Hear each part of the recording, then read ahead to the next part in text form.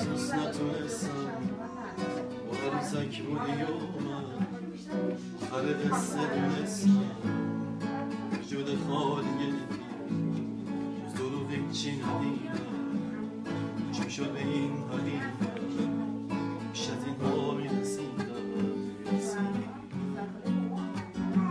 از تو باید میگذشتم ولی افسوس نتونستم تو عروسک بودی و من آخر قصه دونستم تو وجود خالی تو جز دروغی چی ندیدم باش میشد به این حقیقت بیش از این ها میرسیدم سوختم چی داشتم به پات باختم باش تو رو از روز اول مثل امروز میشناختم آخرش یعنی شکستن عاشقانه تن سپردن به سرابه در سکوت خیش مردم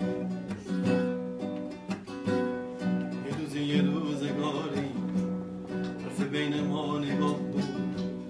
عشق و نقاشی میکردیم حرف ما خورشید و ما بعد از اون واژه نوشتیم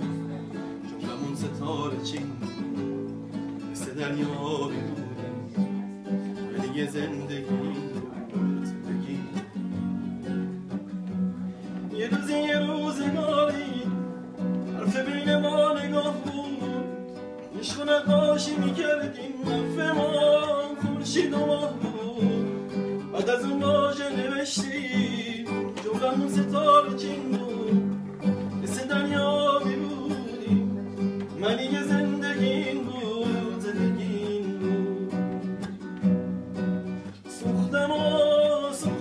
ساختم هرچی داشتم به پا باختم باش تو رو از روز اول مثل امروز میشناختم آخه عشق یعنی شکستن عاشقانه تر سپردن